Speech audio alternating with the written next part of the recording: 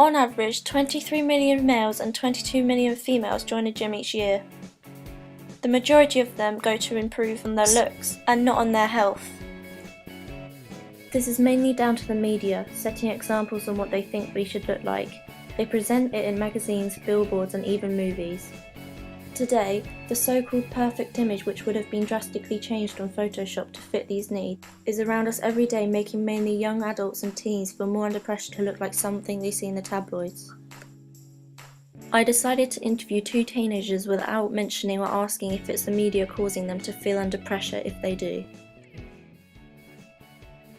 As I do feel under pressure about the public judging me of what I'm wearing or how I look, but that's just everyday life, people always stereotypically judge you, and it's just everyday thoughts and opinions.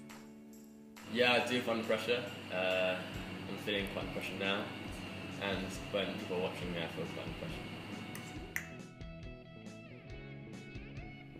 To feel like you have to fit in, you have to be up to date with the fashion, the makeup, and if you're not, then you just get judged. So I feel that I feel like I have to be up to date with everything, and just so I don't get looks, but I will still get looks because people are judging.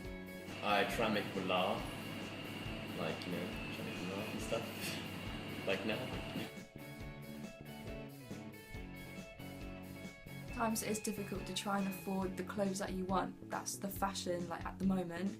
So it's good for going into charity shops, because you do find nice stuff in there, and sometimes there are fashionable stuff that have been handed down that have been quite expensive and now they're not, but it's hard to keep up with the price range that the people keep on selling them at. No, I do not. Well, yeah, depends which one though. Ralph Lauren now, but Top Man stuff, not really, because I kind of sustain myself because I work in health and stuff.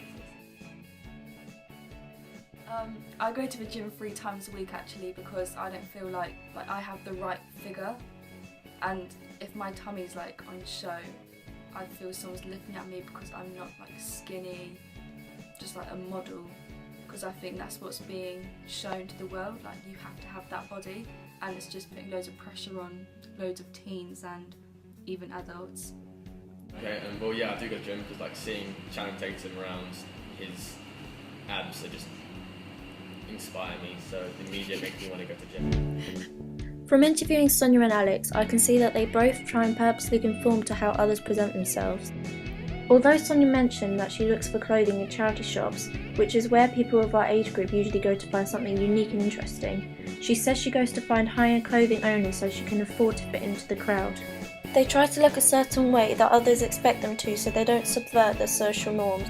Social norms are the expectations in which we are meant to behave in certain social groups. These norms are key to understanding social influence in general and conformity in particular. These groups can range from friendship and work groups to nation states. Conformity is when people are free to do as they please, but they usually imitate each other. These insecurities may not be shown through Sonia and Alex's personalities, as we heard Alex tell us that he tries to make people laugh to fit in, while Sonia tries to keep up to date with the latest trends. These things may make them seem a lot more confident than what they actually feel. This can be explained through Harry Ingham and Joseph Luft's Johari window theory.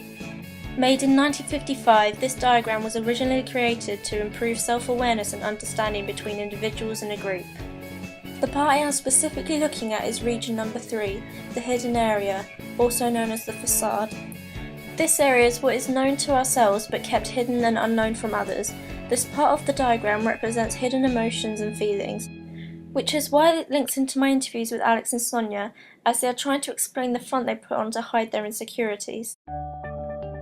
From a young age, I have never felt the need to try and fit in with other people. I thought being different would be a good thing, as it makes a person unique. Although I thought this, I never purposely tried to be a certain way or dress a certain way so I wouldn't conform to everyone else around me. Though I wouldn't say my style is much different from anyone else, which means I would be conforming to others without even knowing. Feeling like I have to look like the girls I see in the magazines to try and feel accepted by others. Because I'm not as slim as I used to be, people may have thought I was conforming to what I saw in the magazines and newspapers every day. But no one's thoughts or opinions have ever influenced me to try and change the way I look. On conclusion, I guess I've never worried whether people looked at me and thought I am too big or small. It's never affected the way I present myself to others. And expressing this through different social media sites has proven this point.